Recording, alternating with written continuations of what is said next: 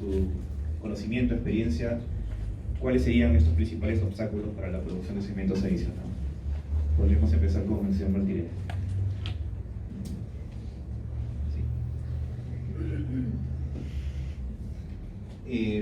Bueno, los obstáculos, digamos, están dados principalmente primero por la reactividad de los materiales. Ya yo explicaba un poco de que las diferentes puzolanas tienen diferentes, y es muy importante que a nivel de las empresas cementeras se entienda estos procesos a nivel físico-químico para poder tomar las decisiones correctas. También pueden influenciar en estos casos las normas.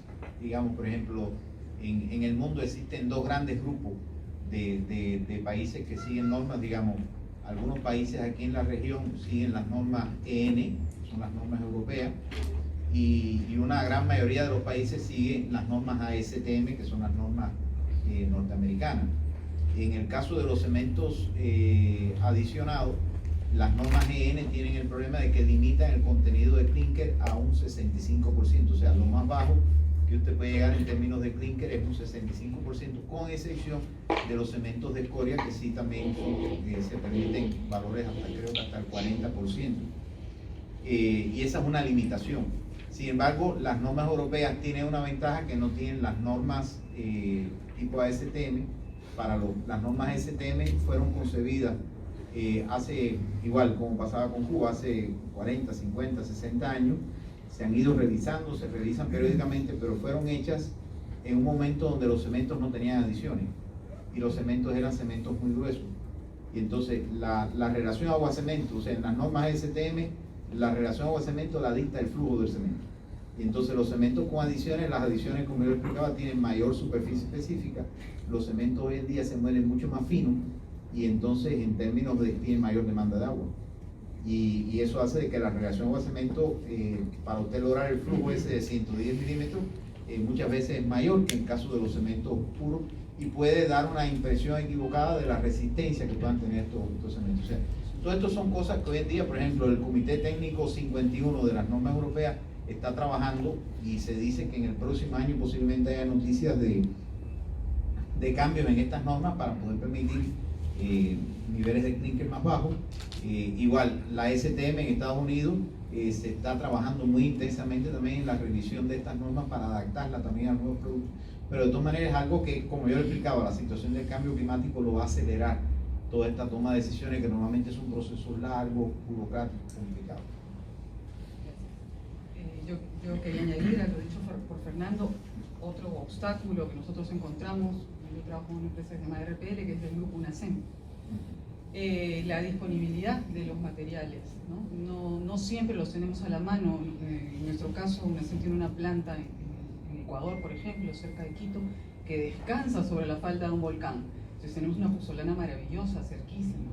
En el caso de Lima, tenemos la poca disponibilidad de los materiales de tipo puzolanas, las escorias en el Perú pues no tenemos industria siderúrgica, por lo tanto tenemos que pensar en traer escorias desde Japón, ¿no? Entonces ahí ya aumentamos una emisión de CO2 producto del transporte, correcto. Y lo mismo ocurre con las puzolanas, que efectivamente tenemos en nuestra cartera todo ese tipo de cementos porque sí se requiere en el mercado, definitivamente controlan, ya hablaremos seguramente más adelante sobre las ventajas que tienen estos cementos, ¿no?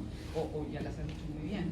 Pero nuestro obstáculo es eso, en un poco el tema de disposición de materias primas. Ahora en ARP le hacíamos una investigación sobre arcillas calcinadas que funcionan muy bien, ¿no? Es increíble la actividad que pueden presentar, incluso la actividad por aluminio, no solamente por la sílice morfa, sino el aluminio morfo.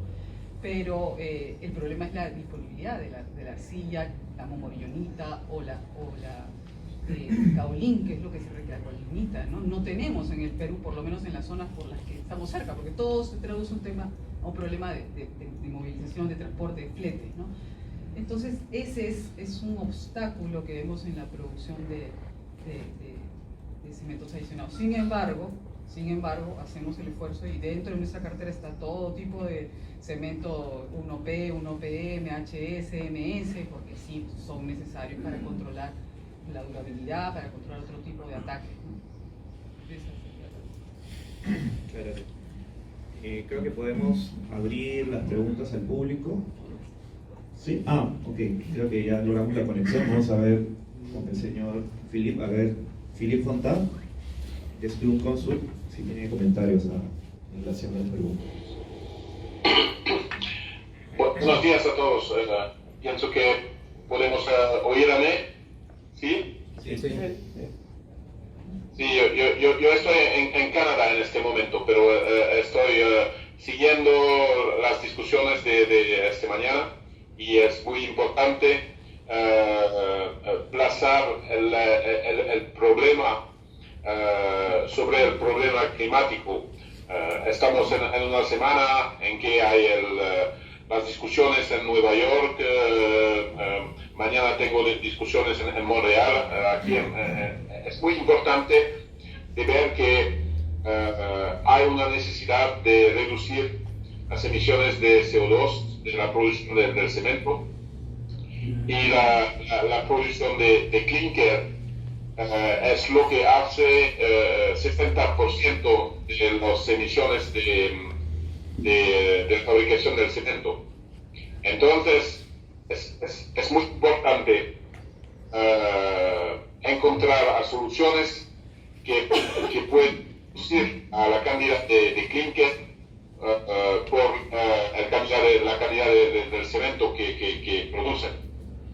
Y pienso que no hay una única solución, pero todas las formas de sustitución del clinker que se pueden encontrar y verificar y demostrar que estas sustituciones producen un cemento o un concreto que es de la misma performancia o tal vez mejor, son soluciones que necesitan desarrollar. Y entonces fly ash, slag y otros pozzolanas y arcillas calcinadas son soluciones que necesitan desarrollarse y también tener una verificación de los recursos de esos diferentes materiales. Y particularmente cuando estamos pensando en fly ash y slag, son recursos que no conocemos el recurso en los años que vienen, particularmente si la producción de energía desde el carbono, el coal, el charbón, se reduce. Es posible que el recurso sea menos disponible. Entonces es muy importante tener todos esos argumentos en la evaluación de los sustitutos del clinker. Muchas gracias, señor Fontán. Entonces creo que vamos a pasar a una ronda de preguntas del público. Pregunta el contenido de aluminio, ¿no? Limitante. En realidad este aluminio, la pozzolana, pues sabemos que es un componente de sílice amorfa y feldespatos, entre los cuales está pues, contenido el aluminio, ¿no? La limitante entre la reacción es la porlandita, porque el hidróxido de calcio reacciona se fija, se forma el gel CSH nuevamente con la pozzolana, ¿no? Entonces ese aluminio no es reactivo, inclusive todo lo contrario, la pozzolana controla la reacción ASR, el alcalicílice, también moderadamente el ataque a los sulfatos, porque justamente como consume la porlandita que sobra, no queda porlandita suficiente para una reacción tipo sulfato de calcio, ¿no? Entonces es prácticamente ese aluminio no es un aluminio activo, es un aluminio contenido en un feldespato, ¿no? Sobre el color, bueno, sí, pues a veces tenemos pozzolanas, a veces las pozzolanas pues no sé, hay fuentes que son volcánicas, que son color del cemento, ¿no? Ya eso es un poquito, hay que buscar el color que no mortifique al constructor, ¿no? Pero respecto al aluminio, no es limitante. El limitante es la porlandita, ¿no? Mientras haya porlandita, nosotros podemos seguir echando puzzolana y va a mejorar las características del cemento, ¿no? Un cemento puzolánico tiene todas las ventajas: controla ACR, controla ataque por sulfatos medianamente, controla por su permeabilidad el efecto filler, controla hasta el ataque por cloruros. La única desventaja que yo diría que tiene un puzolánico respecto a un OPC es las resistencias iniciales, pero con el tiempo desarrolla mayores resistencias, ¿no? Esa es la única ventaja. No sé si coincide conmigo. No, coincido completamente. También mencionar de que es muy importante en las puzolanas que se trabajan, por ejemplo, nosotros trabajamos mucho con las tobas zeolíticas. La relación silicio-aluminio en las tobas zeolíticas es más o menos de 6 a 1. Quiere decir que si uno quisiera, por ejemplo, buscar un sistema donde pudiera reaccionar y formar carboaluminato, que es una alternativa muy atractiva, las posibilidades reales, o sea, la cantidad de material que habría que usar de puzolana para una pequeña cantidad de caliza no daba. Nosotros hemos hecho esas pruebas y no da en este caso y está dado porque la mayoría de las puzolanas, con la excepción de las escorias, que bueno, fue presentada aquí, la mayoría de las puzolanas que se usan hoy en día son principalmente silicia, o sea, tienen un contenido alto de sílice, y la reacción que predomina es la reacción silicia. El aluminio, cuando está en cierta concentración, lo que hace es que sustituye el calcio en la cadena esta de productos de reacción, y entonces forma lo que se llama el CASH, el hidrosilicato de calcio-aluminio, que es lo que forma. El color es un tema en todas las puzolanas y en todas las producciones, y además un tema también muy cultural. En América Latina todos quieren cemento gris. En otros lugares, en la India, por ejemplo, están dispuestos a pagar el doble por un cemento que sea rojo. En China también hay, o sea, es una cosa que también tiene que ver con el mercado y todas las cosas, pero evidentemente hay que tenerlo en cuenta y considerarlo. Yo no puedo recomendar de contenidos de aluminio, pues como les decía, por la estructura atómica en que está la puzolana, la relación silicio-aluminio siempre va a ser mucho más silicio que aluminio, o sea que estaría hablando de 4, 5, 6% de aluminio, lo máximo que yo estaría viendo, al contrario de las arcillas calcinadas, que eso lo vamos a hablar después. Las arcillas calcinadas usted tiene, por cada capa de silicio en la capa tetraédrica, tiene una capa de aluminio en una capa octaédrica. Entonces la cantidad de aluminio que tienen las arcillas caulínicas, por ejemplo, puede llegar a ser un 30% de la composición, pero ese es otro caso, y de ese yo voy a hablar en la próxima presentación. Respecto de la segunda pregunta, la abrasividad, ¿no? La abrasividad de la puzolana.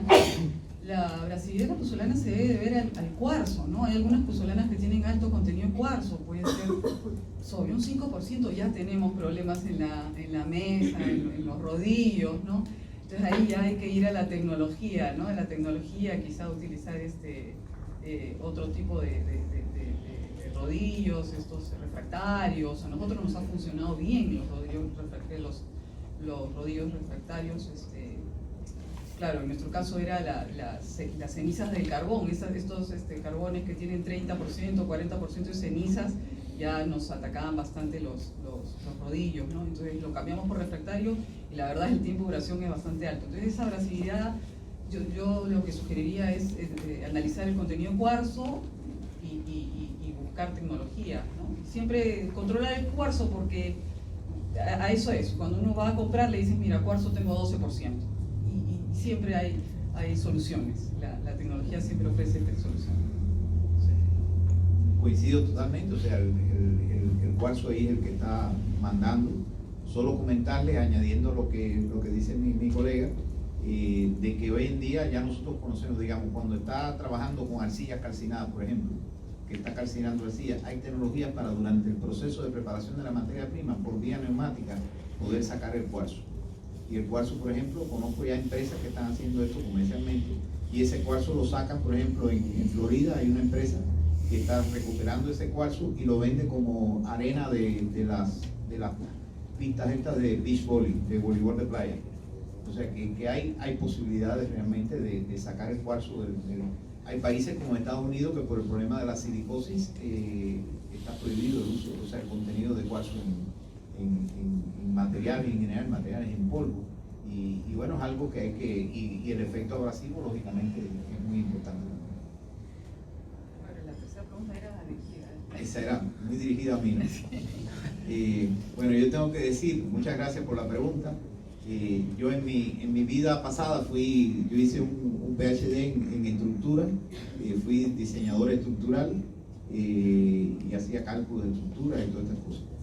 Nosotros en Cuba tenemos una norma, digamos, para el proyectista estructural.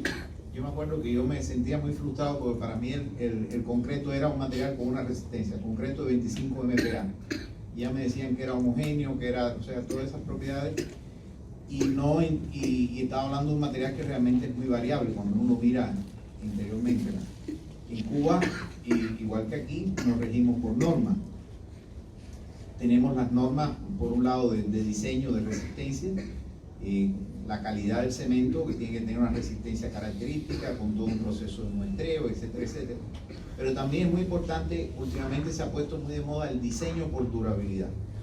Y en el diseño por durabilidad tenemos la nueva norma cubana, la NC 120, que fue lanzada en el año 2016. Esta es una norma que define una serie de clases de exposición. O sea, por ejemplo, Cuba es una isla alargada, rodeada de mar, y tenemos más de, creo que son 1.500 kilómetros de costa, y entonces la mayoría de las construcciones están limitadas si están a menos de 500 metros de la costa o a más de 500 metros de la costa.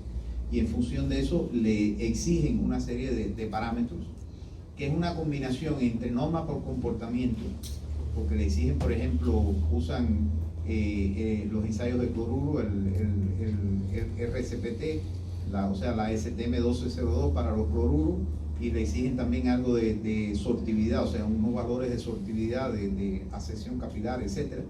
Pero también tiene valores prescriptivos. Por ejemplo, en zonas de marinas, el concreto que se use tiene que tener un mínimo contenido de cemento Portland con más del 90% de clinker de 350 kilos por metro cúbico.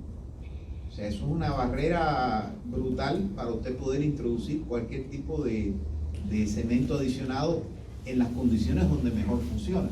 Y por eso yo explicaba en mi presentación. Hoy en día, o sea, los puentes esos que se hicieron, solo en la zona donde yo vivo hay más de 200 puentes. Pero en todo el país hay más de 1000 puentes. Y tienen ese problema. Pero es que yo pensaba que era un problema cubano. Cuando voy a Florida y converso con mis colegas del DOT, del Departamento de Transporte en Florida, tienen el mismo problema. O sea, han hecho los puentes con cemento puro, pensando en que y entonces tienen unos problemas de corrosión y de cosas en los puentes también grandísimos. Y entonces eso limita un poco la implementación. Claro que todo eso lleva un lobby y una discusión. Nosotros, por ejemplo, yo soy muy práctico. ¿Qué es lo que hemos hecho? Estamos en un trabajo ahora mismo con la ETH de Zurich de poder modelar el fenómeno de la durabilidad, y logramos que nos autorizaran en uno de esos puentes construir 2 vigas, o sea, dos de las vigas grandes, hacerlas con este nuevo tipo de cemento. Y a esas vigas le insertamos unos sensores, un sensor de pH, un sensor de cloruro y un electrodo de referencia para poder medir potencial de corrosión. Y esa viga está en un puente colocado en condiciones reales y estamos monitoreando. Bueno, la van a ver en mi próxima presentación. Y esos son los elementos que yo he aprendido, que en los comités de norma usted tiene que llegar con esas evidencias. Si no llega con evidencia de experimentos, de cosas, realmente no hay un interés de cambiar, de hacer cambios en las normas que siempre son necesarios para adaptarse a los nuevos productos, en este caso. Bueno, yo quería añadir que cuando uno hace convenios con la empresa privada, ¿no? Podemos hacer estudios. Por ejemplo, yo recuerdo cuando cuando se construyó la central hidroeléctrica Chacria, ¿no? Lo primero que se pensó en cemento tipo 5, es lo que pensamos para hacer una central, pero los tiempos cambian, todos nos adaptamos, estamos abiertos a los cambios. Hablamos con los ingenieros, les explicamos las ventajas que tenían con un cemento tipo 1P. Finalmente la central eléctrica Chacria está construida con 1P. la época que hicimos la central eléctrica Platanal en Cañete, ¿no? Primero se empezó con el cemento Portland y finalmente terminamos haciéndola también con el 1PM. Y bueno, así van cambiando los tiempos, pero es cuestión de hacer pruebas. Estaba haciendo la consulta el señor del Colegio de Ingenieros, ¿no? No hay limitaciones con el cemento adicionado. Cuando uno tiene alguna duda, acercarse a nosotros, acercarse a la industria con mucho gusto. Cuando tenemos este tipo de obras, nosotros podemos hacer las evaluaciones y podemos darles las soluciones, ¿no?, que requieren para utilizar estos cementos adicionados con total seguridad, porque mayor resistencia, menor calor de hidratación, mayores resistencias a largas edades. Entonces realmente no hay limitaciones para los cementos adicionados.